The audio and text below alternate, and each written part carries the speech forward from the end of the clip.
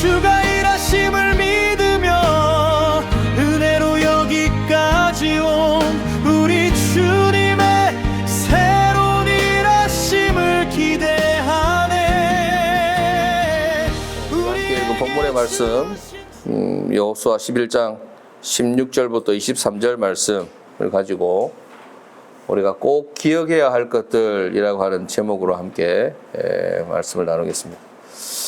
자, 여러분들하고 함께 말씀을 나누면서 세월이 한 15년 만으로 이렇게 지나다 보니까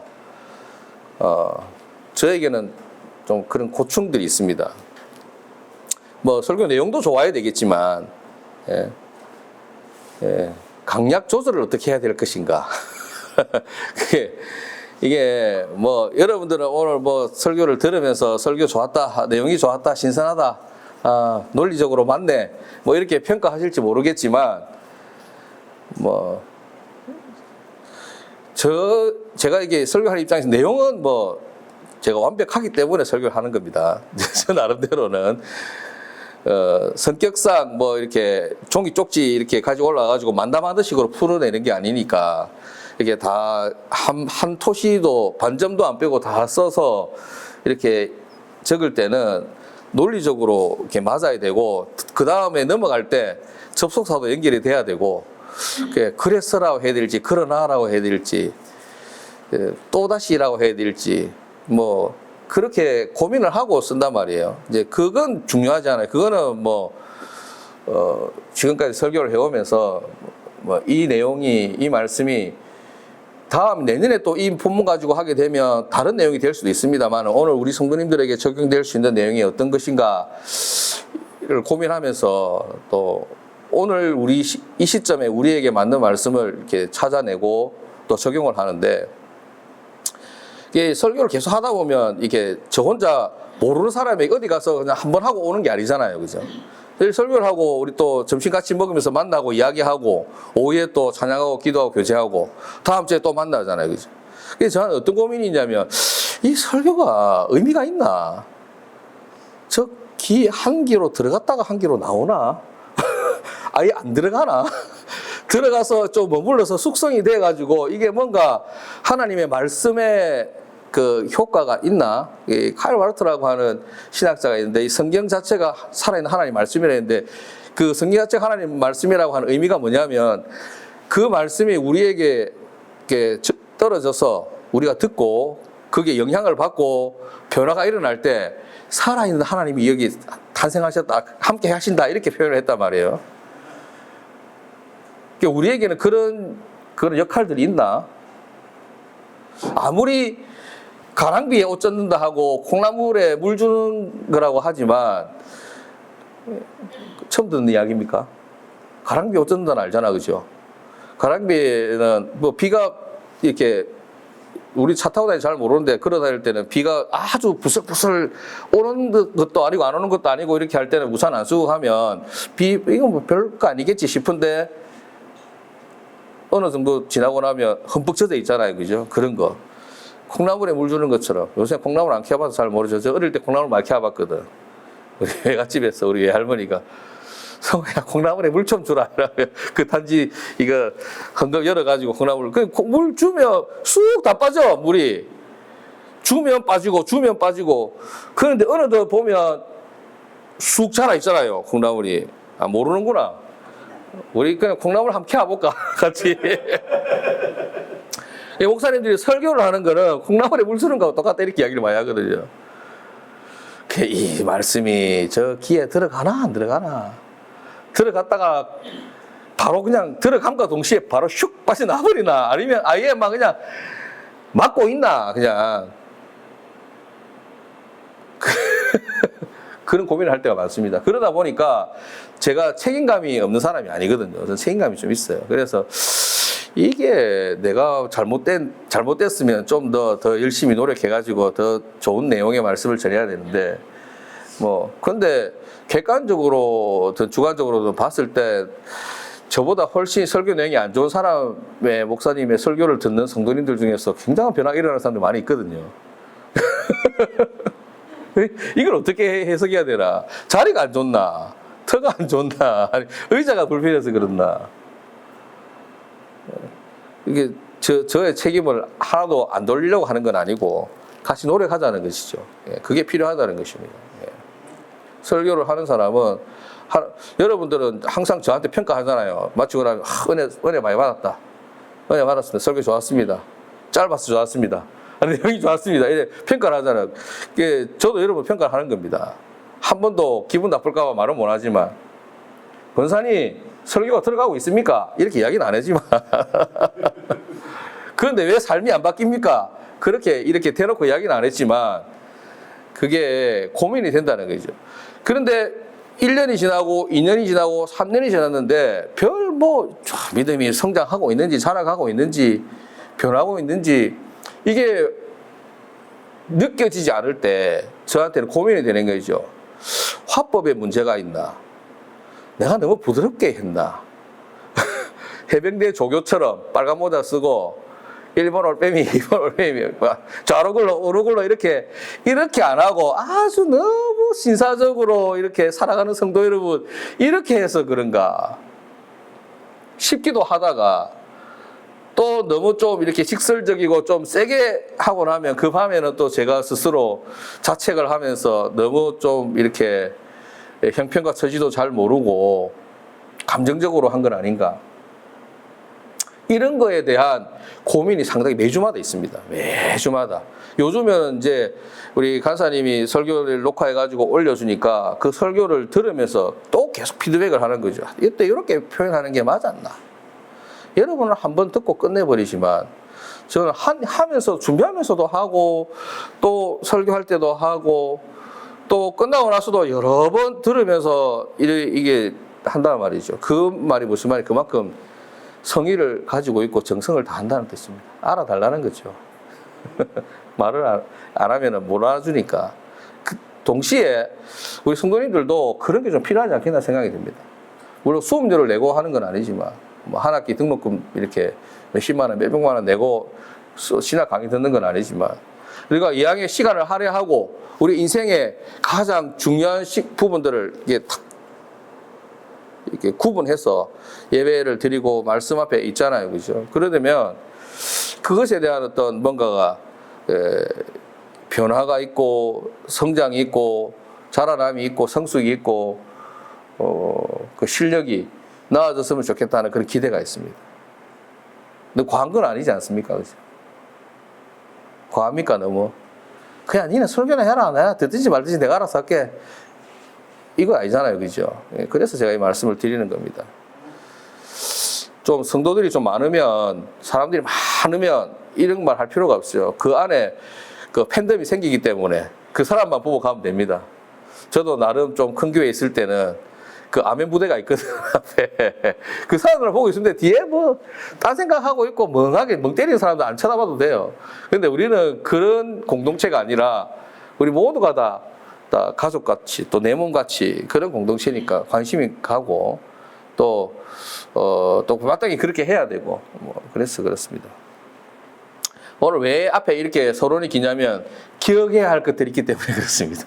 꼭 기억했으면 좋겠다 싶은 내용들이 있어서 그래서 함께 장소리처럼 한번 나누고 또 함께 말씀을 나누고자 합니다.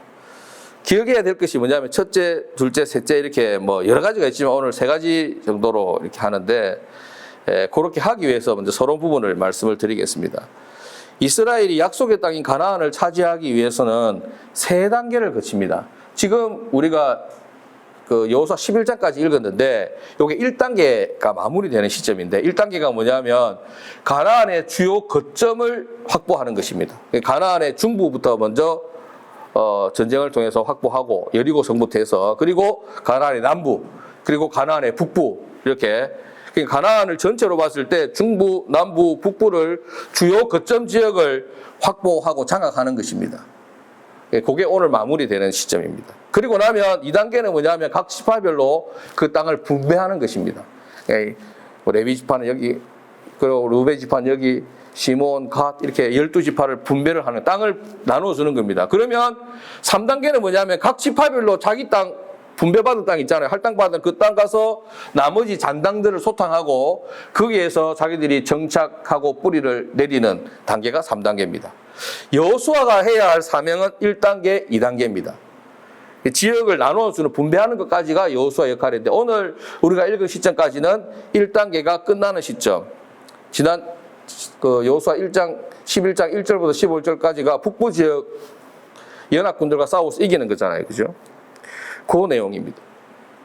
이 여호수아의 사명은 1단계와 2단계의 임무를 완수하는 것이었고 가나안 북부 지역의 정복을 끝으로 해서 이스라엘의 가나안 정복은 약 7년의 시간에 걸쳐서 1단계인 가나안의 중부 그리고 남부 북부 지역을 그 거점 지역을 장악하는 데 성공했습니다. 일단 왜냐하면 그 못 들어갔는데 들어가고 그리고 이렇게 큰 무리들을 이제 박살내고 땅을 분배하는 이런 순서가 남아 있는 것이지요. 따라서 이제 기업을 땅을 분배하는 2단계에 들어가야 하는데 그 전에 다시 한번 여호수아가 정복한 땅과 그 왕들의 명단을 쭉 나열합니다. 그러니까 이게 이제 전리품처럼 우리가 이렇게 이 땅을 전쟁에서 얻었고 이 왕들을 섬멸했고 이 군대를 박살냈고 우리가 이겼다. 이걸 기록에 남기는 것이지요. 그 기록에 남기는 이유가 뭐냐면 하나님의 약속이 이루어졌음을 강조하기 위해서인 것입니다. 그 이스라엘 후손들에게 이렇게 기록을 남김으로 해서 이렇게 하나님의 약속이 이렇게 우리가 전쟁에 승리함으로 이루어졌다라는 것이죠. 오늘 본문의 말씀을 통해서 오늘날 우리가 처해 있는 그 현실과 상황에 비추어서 하나님께서 주시는 도전과 은혜를 받고자 합니다. 첫째, 우리가 기억해야 할 것들입니다. 본문에서 약속을 이루시는 하나님에 대해서 강조하고 있습니다. 그래서 우리가 기억해야 될 것은 뭐냐면 하나님의 약속은 반드시 이루어진다. 지금 월드컵 기간인데 우리나라는 월드컵 하면 뭡니까? 꿈은 이루어진다 이거잖아요. 꿈, 별은 이루어진다. 근데 이 여호수아를 하면서 우리가 반드시 기억해야 될 것은 뭐냐면 하나님의 약속은 이루어진다. 우리의 기도는 응답된다. 이게 좀 나와야 되는데 이렇게. 기도는 응답된다. 하나님의 약속은 이루어진다. 오늘 읽었던 성경 말씀 여호수아 11장 16절 17절 말씀을 우리 같이 다시 한번 읽어보겠습니다. 시작. 여호수아가 이같이 그 온 땅 곧 산지와 온 네겝과 고센 온 땅과 평지와 아라바와 이스라엘 산지와 평지를 점령하였으니 곧 세일로 올라가는 한락산에서부터 헤르몬 산 아래 레바논 골장 위에 발각까지라. 그들의 왕들을 모두 잡아 쳐 죽였으며. 아멘. 이 무슨 말이야? 우리나라로 따지면 제주도부터 저기 강원도 저 접경 지역까지 다 훑었다 이 말입니다. 여호수아의 지휘 아래 이스라엘은 가나안 땅의 정복을 완수했는데 가나안 정복은 중부, 남부, 북부 순으로 진행되었다 했죠. 그 여기 16절, 17절 말씀에 산지와 온 네겝과 고센 온 땅과 평지와 아라바 여기는 가나안 남부 지역을 이야기합니다. 우리나라 지형이 아니니까 그렇게 뭐 신경 안 써도 됩니다. 그렇게 정리만 해드리는 겁니다. 그리고 이스라엘 산지와 평지라는 말은 가나안 중부 지역을 뜻합니다. 17절에 있는 한락산은 가나안 땅 중에 가장 남단에 있는 산이고 발갓은 가나안 북쪽 경계선입니다. 하나님이 창세기 15장에서 아브라함에게 약속하셨던 땅의 전부를 일컫는 내용이고 그 전부를 다 약속대로 얻게 되었다라는 것을 이렇게 지명을 이렇게 언급하면서 정리를 하는 것입니다. 오늘 우리는 이 본문의 말씀을 통해서 하나님의 약속은 반드시 어떻게 된다? 이루어진다라는 사실과 때때로 그 약속이 이루어지는 데는 시간이 상당히 걸리게 된다는 사실을 알게 됩니다. 가나안 전쟁을 시작하면서부터 지금까지 중부, 남부, 북부까지 거점 지역을 확보하는 데만 해도 7년이 지났잖아요. 아브라함에게 약속하신 때부터 따지면 어마어마한 시간을 말이에요. 출애굽하기 전까지는 애굽에서 430년. 그죠? 출애굽하고 나서 광야에서 40년, 또 7년. 이렇게만 해도 500년 세월이 흘렀잖아요. 500년이 넘는 시간이 흘렀습니다. 그렇지만 그 약속은, 하나님의 약속은 사람의 말과 같지 않아서 실현이나 시건하지 않고 반드시 성취된다, 이루어진다 라는 것을 이 본문의 말씀 여호수아 11장 16절 17절의 말씀을 통해서 확인되고 있습니다. 많은 경우 우리의 삶은 우리가 전혀 예측하지 못했던 상황으로 흐르죠. 우리의 삶은 매일 그렇지 않습니까? 똑같은 직장에 출근해서 똑같은 업무를 하는 사람 입장에서도 이거 왜 이렇지? 이런 일들이 하루에도 몇 번씩 일어나지 않습니까? 갑자기 휴강이 되기도 하고, 학생들 같은 경우에. 갑자기 이런 일이 생기지 말아야 되는데 이상한 일이 일어나기도 하고, 관계가 틀어지기도 하고. 우리의 삶은 우리가 예상하고 계획했던 대로만 흘러가는 것이 아니라 예측하지 못했던 상황으로 흐를 때가 많습니다. 때때로 우리의 삶이 우리의 예상을 빗나가고 예측할 수 없는, 예상하지 못했던 상황을 만나게 되면 우리는 어떻게 됩니까? 많은 경우 우리에게 주어진 약속이나 복을 잊어버리고 믿음이 없고 소망이 없는 상태로 넘어질 때가 있습니다. 시험에 들 때가 많다는 말이죠. 시험에 드는 거는 왜 그러냐면 늘 나한테 좋은 상황만 연속으로 이어지면 시험에 들 이유가 없죠. 뭔가 이렇게 나는 잘하려고 했는데 잘 되면 좋겠는데 잘 안 되는 상황이 펼쳐지고 내 계획대로, 내 생각대로, 내 마음대로, 내 뜻대로 안 되니까 삐끼고 화나고 마음 상하고, 그래서 소망 없는 상태로 넘어질 때가 있다는 것이죠. 그러나 하나님은 하나님의 때에 하나님의 방법으로 약속을 반드시 이루어 주신다는 사실을 꼭 기억하시기를 부탁을 드립니다. 이스라엘의 경우 하나님은 아브라함에게 가나안을 주겠다고 약속하셨고, 모든 사람들은 다 그 약속을 잊어버렸을지도 모르지만 하나님은 그걸 기억하고 계셨다는 것입니다. 오랜 세월이 지난 후에 여호수아의 정복 전쟁을 통해 그 약속을 지켜내셨습니다. 그 사이에, 그 시간이 흐르는 동안에 이스라엘이 예상하지 못했던 그 상황, 불리한 상황, 악조건들이 얼마나 많았습니까? 그들이 애굽에서 노예 생활을 하고 광야에서 방황하는 시간들이 있었습니다.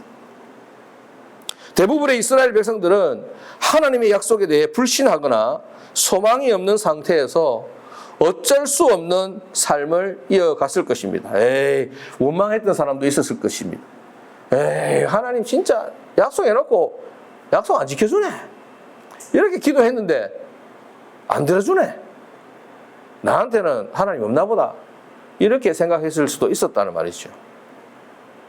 그러나 하나님은 이스라엘 백성들이 하나님의 약속을 잊어버리거나 원망하거나 불평했던 그 때에도 하나님의 그 약속을 기억하고 계셨습니다. 어떤 상황에서도 하나님은 우리를 향한 축복의 약속을 잊지 않고 계신다는 사실을 기억하는 여러분 되시기를 주님의 이름으로 축복합니다. 그렇기 때문에 하나님이 우리에게 약속하신 것이 빨리 이루어지지 않는다 할지라도 낙심하지 마시기를 바랍니다. 어쩌면 우리가 하나님의 약속, 하나님의 복을 포기하고 돌아설 때가 바로 도착하기 1분 전이었을 수도 있습니다. 그러니까 이왕에 아직 안 왔는데 이왕에 기다리는데 계속 기다리시자 이 말이죠. 믿음으로. 하나님은 영원하신 분이기 때문에 우리하고 시간에 대한 접근 방법이 다릅니다.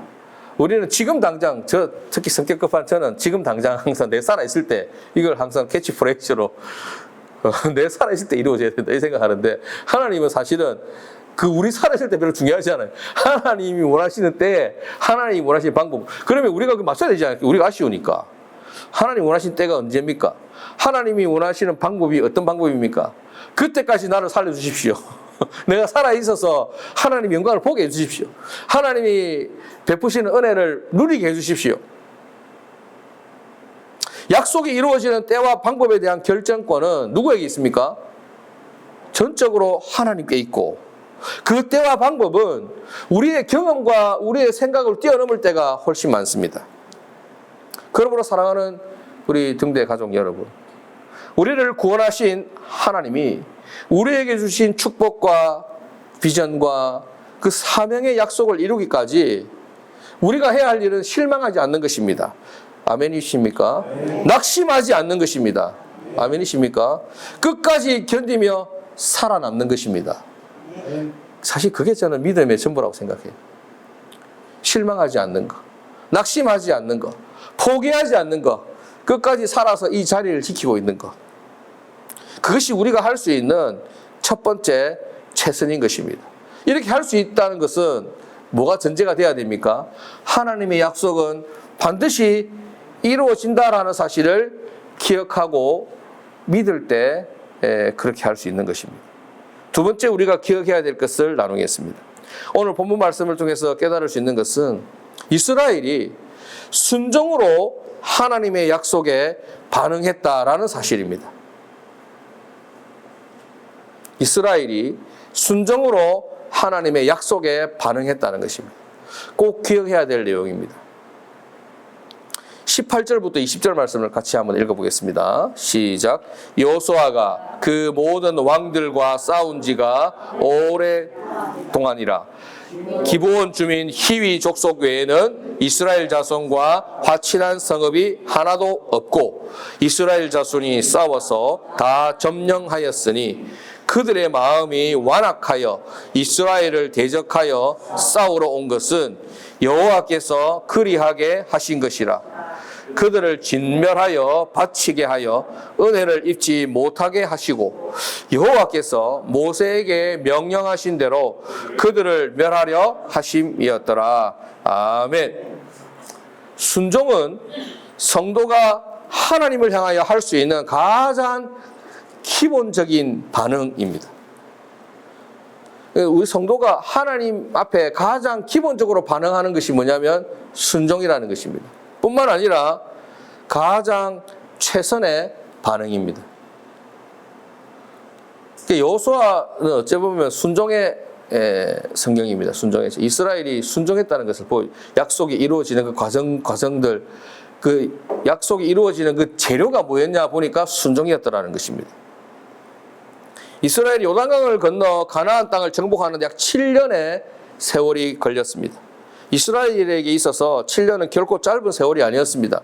편안하게 월급 따박따박 받으면서 보낸 7년의 세월이 아니잖아요. 모든 것이 불확실한 세월이었잖아요. 텐트 치고 있었습니다. 이거 삶과 죽음의 기로였죠. 우리가 저 들어갈 수 있느냐 못 들어가냐 하면 영원히 유랑하는 객이 되느냐 아니면 정말 땅을 얻고 뿌리를 내릴 수 있는 우리 기업을 물려받느냐의 기로에 있었던 것이죠. 그 보낸 세월이 그리고 저쪽에서 기둥을 뽑아가지고 왔잖아요. 이스라엘에게 있어서 7년은 결코 짧은 세월이 아니었습니다. 그들은 그 이전에 40여 년을 광야에서 지긋지긋하죠. 광야 세월 40년. 뿐만 아니라 광야에 나오기 전에도 애굽에서 430년 더 지긋지긋한 종살이를 했습니다. 그들은 피곤하고 지쳤을 것입니다. 이제 눈앞에 약속의 땅이 보입니다. 얼마나 감질나고 얼마나 안달이 나겠습니까? 보일 듯 보이지 않고 잡힐 듯 잡히지 않는 것이지. 그러나 그렇게 피곤하고 지쳐있고 언제 끝날지 모를 전쟁의 연속 상황에서도 그들에게 주어진 하나님의 명령에 순종하기 위해 최선을 다했음을 알 수 있습니다. 그 긴 세월 동안 전쟁하면서 기브온 외에 이스라엘과 화친한 족속은 없었습니다. 화친하지 말라고 했으니까. 화친하면 전쟁 안 하고 그냥 쉽게 이렇게 할 수 있는데 그 전쟁이라고 하는 그 힘들고 고단한 과정들을 거쳤다는 것입니다. 여호수아와 이스라엘은 그 긴 시간 동안 하나님이 모세에게 명령하신 대로 가나안의 왕들과 그 주민들을 진멸하여 하나님께 바치는 과정들을 이어갔습니다. 이 순종은 순간적인 순종이 아니었습니다. 일회적인 순종이 아니었어요. 힘들고 이거 한 번이니까 하자 이런 게 아니었단 말이지요. 긴 세월을 통해 이루어진 순종이었습니다. 오랜 동안 지속적인 순종은 변함없는 충성된 마음이 없이는 불가능하죠. 우리 식사 준비하시는 우리 집사님들도 그렇잖아요. 어쩌다가 한 번씩 하는 거야 뭐 할 수 있죠, 그죠?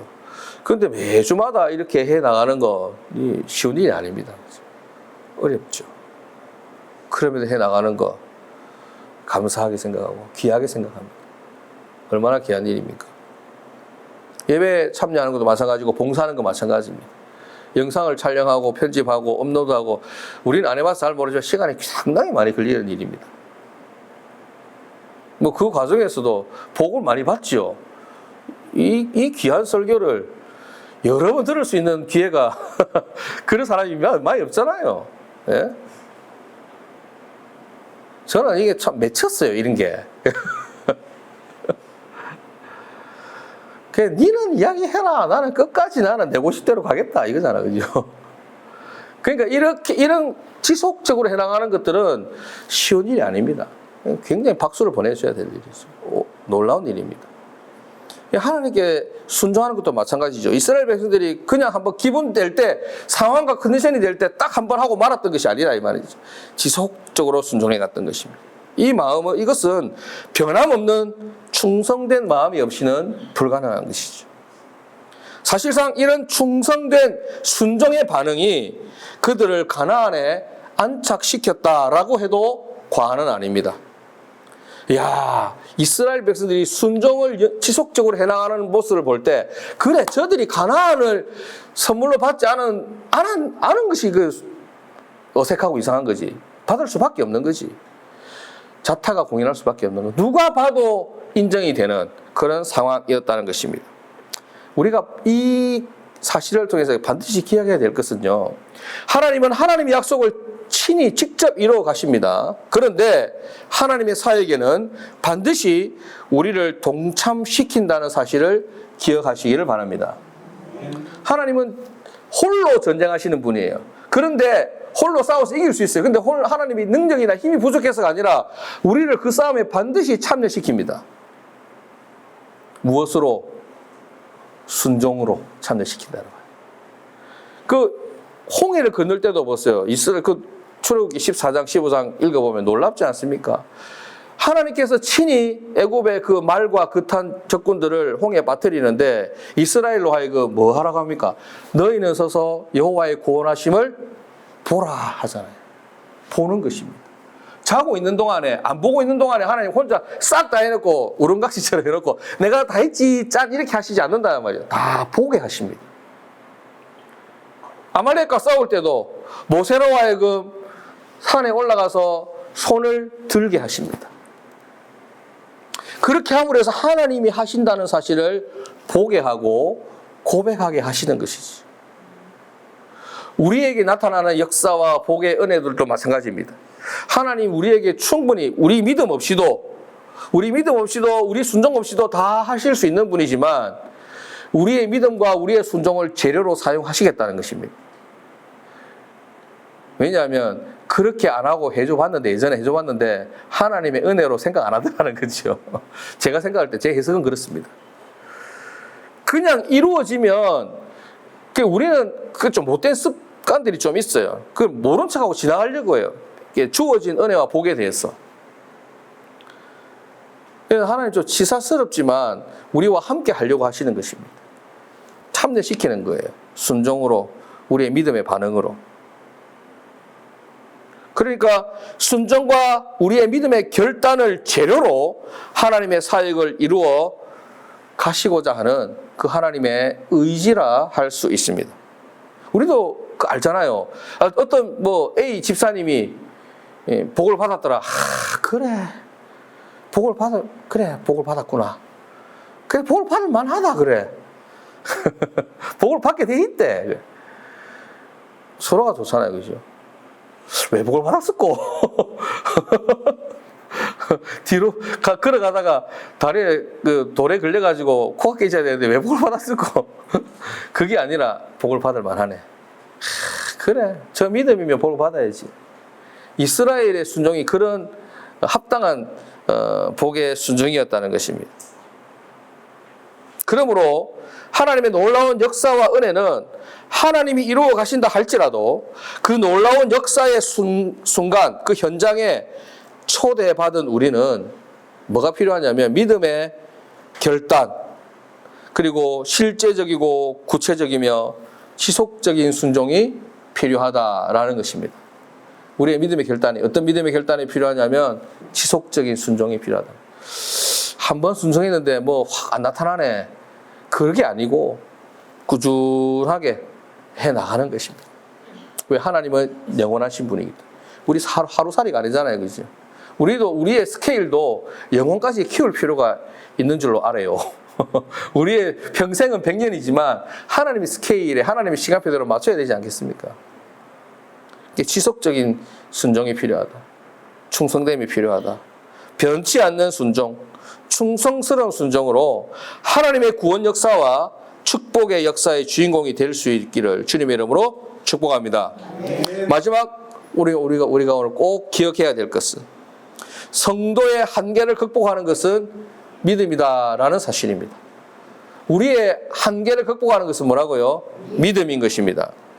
여호수아 11장 21절부터 23절 마지막 부분입니다. 같이 읽어보겠습니다. 시작. 그때 여호수아가 가서 산지와 헤브론과 드빌과 아납과 유다 온 산지와 이스라엘의 온 산지에서 아낙 사람들을 멸절하고 그가 또 그들의 성읍들을 진멸하여 바쳤으므로 자손의 땅에는 아낙 사람들이 하나도 남지 아니하였고 가사와 가드와 아스도데만 남았더라.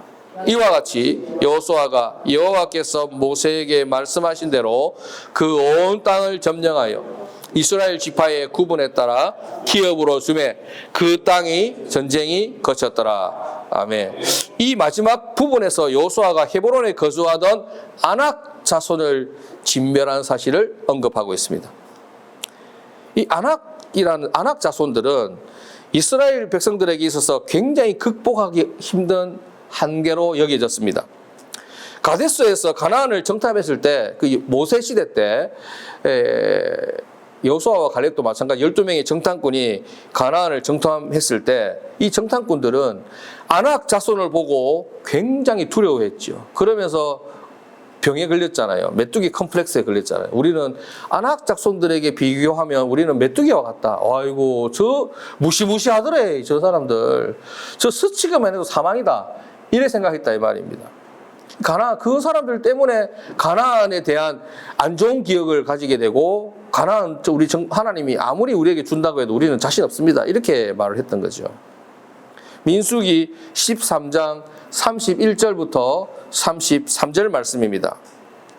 민수기 13장 30절 제가 읽어드리겠습니다. 그와 함께 올라갔던 사람들은 이르되 우리는 능히 올라가서 그 백성을 치지 못하리라. 그들은 우리보다 강하니라 하고 이스라엘 자손 앞에서 그 정탐한 땅을 악평하여 이르되 우리가 두루다니며 정탐한 땅은 그 거주민을 삼키는 땅이요 거기서 본 모든 백성은 신장이 장대한 자들이며 거기서 네피림 후손인 아낙 자손의 거인들을 보았나니 우리는 스스로 보기에도 메뚜기 같으니 그들이 보기에도 그와 같았을 것이니라. 그 사람들이 볼 때 우리 얼마나 가소롭게 보이겠냐. 우리 완전히 거인들이었다. 그래서 우리 메뚜기 컴플렉스에 걸렸다. 누구를 보고? 아낙 자손들을 보고. 이스라엘에게 있어서 아낙은 넘을 수 없는 산이었습니다. 우리 삶에, 우리 믿음에 있어서 한계였다는 것입니다. 하지만 오랜 세월이 흐른 후에 이스라엘 군대는 여호수아의 지휘 아래 아낙 자손들을 진멸시키는 자리까지 갔습니다. 그들이 아낙 자손들을 진멸할 수 있었던 것은 바로 하나님께서 이기게 하시겠다는 약속의 말씀을 믿고 전쟁에 나갔기 때문입니다. 하나님 항상 여호수아와 함께 전쟁할 때 뭐라고 합니까? 결론부터 정해주죠. 두려워하지 말라. 그 다음에 내일 이맘때에 저들을 다 네 발 앞에 무릎 꿇게 하겠다. 다 네 손에 넘겨주겠다. 이렇게 하고 전쟁하잖아요. 그걸 계속적으로 경험하고 나서 아낙 자손들 앞에 섰을 때 이스라엘 백성들은 이제 믿음이 생기게 된 것이겠죠. 사랑하는 여러분, 믿음을 가지고 나아갈 때 과거의 한계, 불가능의 한계를 뛰어넘을 수 있음을 기억하시기를 주님의 이름으로 축복합니다. 하나님이 함께 하신다는 믿음, 하나님이 나를 붙드시고 인도하신다는 확실한 믿음이 있으면 과거에 우리에게 두려움을 주었던 것이 더 이상 우리를 두렵게 하지 못하는 것입니다. 이걸 지난 수요일날 유키즈에 나왔던 젠슨 황은 뭐라고 표현했는지 아십니까, 여러분? 회복 탄력성이다, 이렇게 표현했습니다. 실패하고 내만 받는가 봐. 회복 탄력성. 그 세계에서 돈 제일 많은 사람 아닙니까? 제일 큰 기업에. 예. 내년에는 바뀌겠지만, 내년에는 삼성이 제일 큰 기업이 되겠지만, 아직까지는 엔비디아가 제일 큰 기업이니까. 저는 그 회복 탄력성 이야기할 때 이 말씀이 생각이 났습니다. 아, 이스라엘 백성들은 회복 탄력성이 있다. 실패하고 넘어지고 했지만 그것을 믿음의 눈으로 볼 때 그 믿음이 그들의 한계를 극복하고 넘어서게 했다는 것입니다. 이런 수준 높은 설교를 여러분은 매주 들을 수 있다는 것입니다, 여러분들. 내가 돈은 많이 못 벌지만 오히려 두려움을 극복하고 하나님이 주시는 평안함과 복을 누리게 되는 것입니다. 가나안 정복의 첫 번째 단계를 마무리하는 시점에 주님은 저와 여러분들에게 약속하신 것을 반드시 이루어 주시는 하나님에 대해서 강조하십니다. 그래서 우리가 기억해야 될 것 첫 번째 뭡니까? 하나님의 약속은 반드시 이루어진다. 그리고 그 약속이 이루어지는 데 있어서 재료가 되는 것은 무엇입니까? 지속적이고 충성된 순종으로 반응하는 것입니다. 마지막에 세 번째 우리가 기억해야 될 것은 모든 우리의 한계를 극복하고 넘어설 수 있는 것은 믿음이다. 확실한 믿음과 철저한 순종으로 이스라엘보다 더 놀라운 역사들을 이루어가는 여러분들의 인생이 되시기를 주님의 이름으로 축복합니다. 기도하겠습니다. 하나님 우리 주님의 새로운 일하심을 기대하네. 우리에게 주신 주님의